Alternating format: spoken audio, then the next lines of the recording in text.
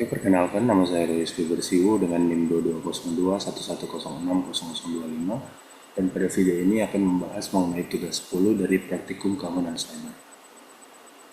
Oke, jadi lab yang akan dibahas pada kesempatan kali ini yaitu mengenai incident handling. Dimana di sini objektifnya kita akan melakukan apply pengetahuan terhadap security incident handling, prosedur untuk memformulasikan pertanyaan mengenai insiden skenario yang diberikan. Untuk background dan skenario, di sini computer security incident response itu telah menjadi bagian yang penting dalam sebuah organisasi. Proses untuk menghandling sebuah security incident itu bisa menjadi rumit dan menggunakan berbagai macam grup. Sebuah organisasi mesti memiliki standar untuk responding terhadap insiden di dalam bentuk polisi, prosedur, dan juga checklist untuk merespons secara baik dan benar terhadap security incident. Security analyst juga mesti terlatih untuk mengerti apa yang harus dilakukan dan juga mengikuti setiap panduan ataupun guidelines dari sebuah organisasi. Nah, di sini terdapat banyak resource yang tersedia untuk membantu organisasi untuk membuat dan maintain sebuah computer incident response handling policy. Tapi di sini ada sebuah resource yang dimana akan kita lihat di link ini, yang merupakan NIST Special Publication mengenai yang dari CCNA CyberOps, SecOps, Exam Topics. Jadi di sini saya scroll. Dimana di dalam link tersebut merupakan sebuah file yang dimana di sini merupakan sebuah guide ataupun panduan mengenai computer security incident handling, yang dimana di dalamnya dia akan membahas mengenai bagaimana incident handling itu dapat dilakukan, bagaimana proses-proses dan prosedurnya. Di sini dapat kita lihat mengenai introduction, dia membahas mengenai authority, purpose, dan scope. Kemudian dia membahas mengenai apa itu policy element, incident response team model yang bisa digunakan.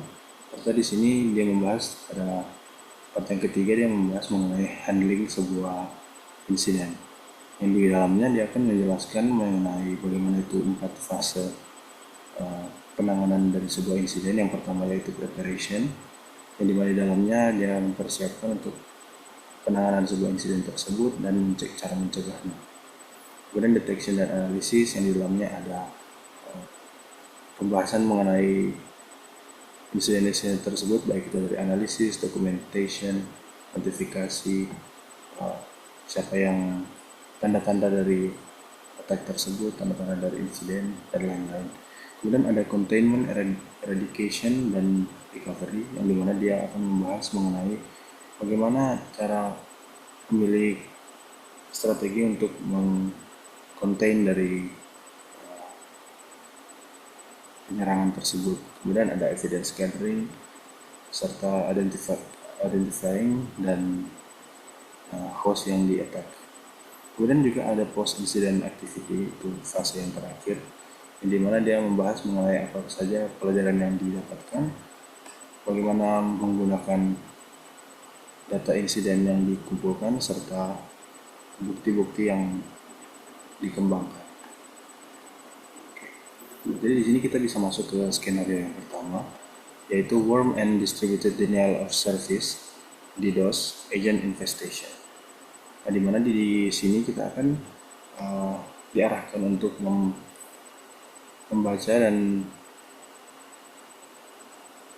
mempelajari mengenai skenario yang di bawah, dan kita akan membahas dan menentukan incident response handling question yang bisa digunakan, ditanyakan dalam setiap stage, setiap tahapan dari sebuah incident response process.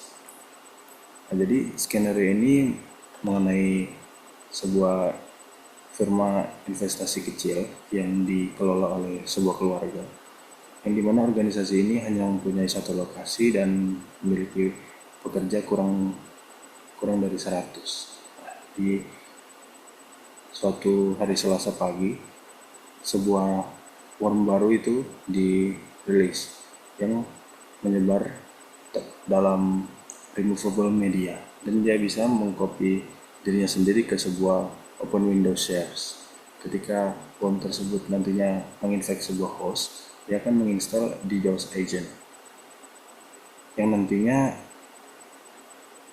setelah beberapa jam worm itu menginfeksi host-host yang di dalamnya, barulah nanti antivirus signature itu menjadi available. Nah, jadi di sini oleh karenanya organisasi tersebut telah mengalami infection yang telah menyebar. Nah, di mana di sini investasi firmnya itu telah menyewa sebuah team of security expert yang terkadang menggunakan Diamond Model of Security Incident Handling. Jadi di sini berisi pertanyaan-pertanyaan pada setiap fase. Di sini adalah fase preparation. Pertanyaan pertama yang dapat ditanyakan dalam membantu proses di dalam tahap preparation yaitu, apakah kita memiliki kebijakan dan prosedur penanganan insiden yang terdokumentasi dan boleh diakses, khususnya untuk serangan malware dan DDoS.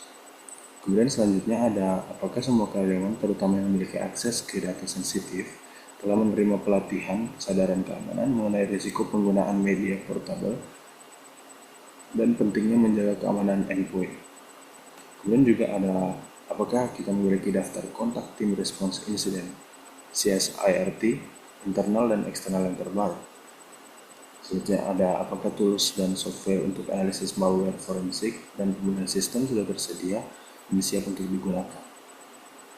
Kemudian bagaimana kita akan berkomunikasi dengan manajemen, karyawan, dan pihak eksternal jika terjadi insiden.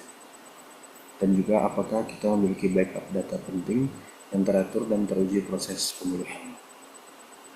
Selanjutnya pada bagian detection dan analisis, pertanyaan yang dapat diajukan yaitu yang pertama, kapan aktivitas mencurigakan pertama kali terdeteksi.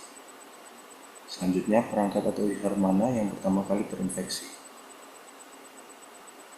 Di sini kita akan membahas mengenai pivot dari victim dan infrastruktur node di Diamond Model. Kemudian selanjutnya, apakah worm ini menunjukkan pola komunikasi dengan server C2, command dan control. Terus bagaimana worm menyebar, apakah melalui autorun USB, share folder terbuka, ataupun ada cara lain. Selanjutnya, apakah log aktivitas menunjukkan upaya pemindahan port atau eksploitasi internal. Kemudian apakah ada gejala DDoS yang sedang aktif dari perangkat internal ke target eksternal. Kemudian seberapa luas penyebarannya, dari sistem mana saja yang telah terkenal. Dan yang terakhir, apakah ada tanda-tanda lain dari aktivitas berbahaya seperti modifikasi registry ataupun pembuatan user baru. Kemudian pada bagian containment, eradication, dan recovery, itu yang pertama adalah apa langkah isolasi tercepat untuk menghentikan penyebaran worm. Kemudian apakah perlu memutus akses internet sementara waktu untuk mencegah DDoS aktif. Selanjutnya, apakah sistem cadangan atau backup masih bersih dan siap untuk pemulihan. Selanjutnya, bagaimanakah memastikan bahwa semua salinan worm dan DDoS agent telah dihapus dan tidak akan aktif kembali setelah sistem dibersihkan. Kemudian, apakah patch sistem dan antivirus telah diperbarui setelah worm ini muncul, dan sistem mana yang dapat dipulihkan terlebih dahulu untuk melanjutkan operasi bisnis penting. Selanjutnya adalah post incident activity, yang dimana ini membahas mengenai setelah dari insiden itu telah terjadi. Di sini akan membahas mengenai apa akar penyebab atau root cause dari insiden ini dan bagaimana bisa terjadi penyebarannya begitu cepat. Kemudian apa saja kesalahan yang terjadi dalam deteksi awal dan bagaimana kami bisa memperbaikinya. Kemudian apa pembelajaran dari insiden ini yang bisa dituangkan ke dalam SOP ataupun pelatihan ke depan. Selanjutnya, apakah perlu revisi kebijakan keamanan dan segmentasi jaringan. Kemudian, apakah perlu audit menyeluruh terhadap sistem yang berinteraksi dengan perangkat removable. Selanjutnya, apakah kami telah menyampaikan laporan insiden ini kepada pihak yang berwenang? Dan yang terakhir, apakah ada kebutuhan untuk investasi lebih lanjut pada teknologi keamanan? Oke, jadi begitu untuk pembahasan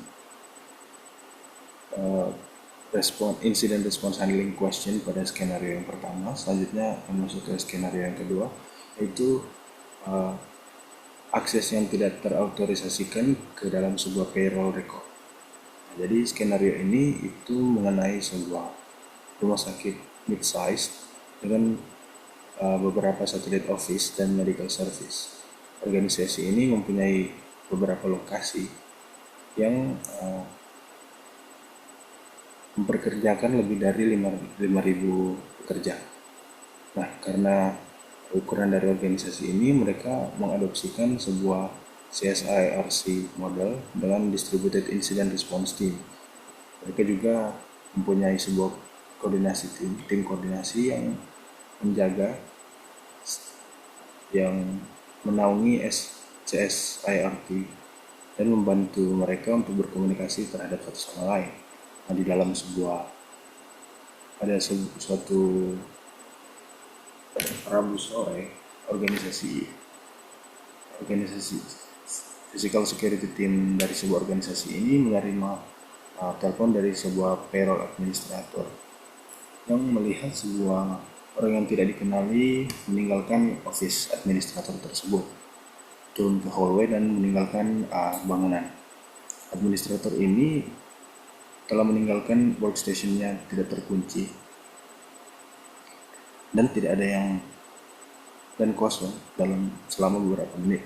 Payroll program itu masih terlogin dan terdapat pada main menu ketika ditinggalkan oleh administrator tersebut. Kemudian administrator tersebut melihat bahwa mouse-nya itu seperti berpindah tempat. Jadi incident response team itu diberikan tugas untuk mencari bukti terkait insiden tersebut dan menentukan apa action yang bisa dilakukan ke depan. Jadi security team ini practice the kill chain model dan mereka mengerti bagaimana menggunakan various database untuk extra layer of protection. Supaya juga mereka dapat melakukan monitoring 24/7. Jadi di sini akan dimulai dari fase ataupun tahap preparation, yang dimana apakah kebijakan pengamanan workstation saat tidak digunakan sudah diterapkan dan disosialisasikan ke seluruh staf. Pertanyaan selanjutnya yaitu apakah sistem pengajian telah memiliki fitur log aktivitas yang mencatat semua tindakan pengguna. Pertanyaan selanjutnya, sejauh mana integrasi antara tim keamanan fisik dan tim keamanan cyber CSIRT telah terjalin dalam SOP. Kemudian, apakah semua kantor satelit dan lokasi layanan telah memiliki standar keamanan fisik dan digital yang seragam? Kemudian, apakah semua sistem endpoint telah dimonitor secara real time oleh MSSP? Dan apakah alur eskalasinya jelas? Selanjutnya, apakah pelatihan kesadaran keamanan ataupun security awareness itu telah dilakukan untuk staf yang bekerja dengan data yang sensitif? Dan yang terakhir, yaitu bagaimana dengan sistem kontrol akses fisik di area sensitif seperti kantor administrasi pengajian, apakah ada kamera CCTV, kontrol kartu akses ataupun alarm.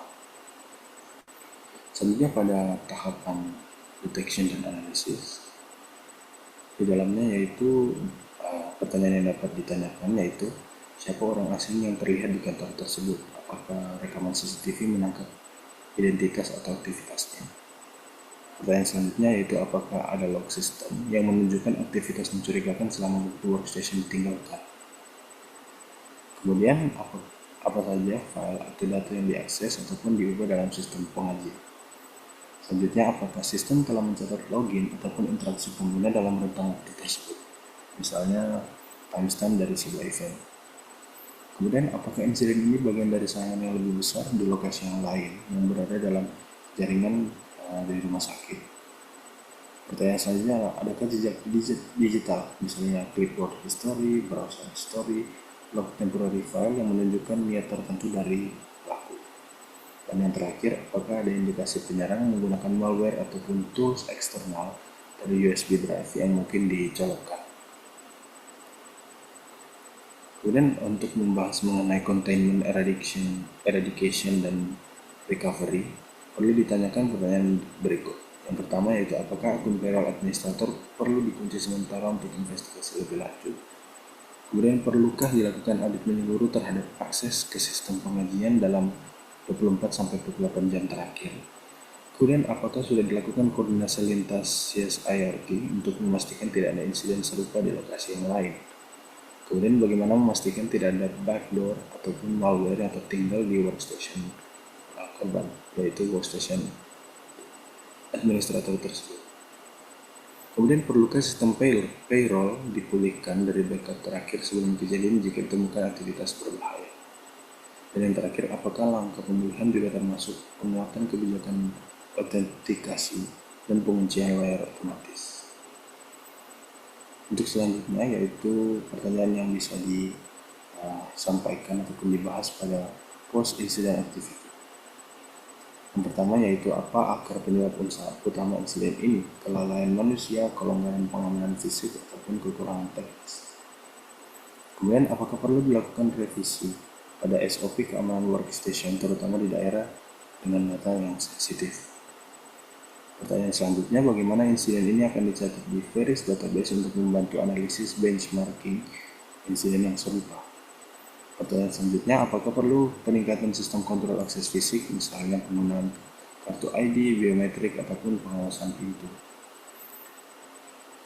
Selanjutnya, bagaimana memastikan komunikasi antara CSIRT dan tim koordinator lebih responsif dalam situasi mendesak? Selanjutnya, apakah ada pelatihan ataupun kampanye kesadaran keamanan baru yang harus dijalankan berdasarkan insiden ini? Dan yang terakhir, apakah ada celah dalam kontrol akses fisik yang harus segera diperbaiki, seperti kurangnya CCTV ataupun log akses yang tidak memadai? Oke. Jadi mungkin itu yang bisa saya bahas pada lab incident handling pada tugas 10 praktikum keamanan cyber. Jika ada kekurangan, mohon dimaafkan. Terima kasih.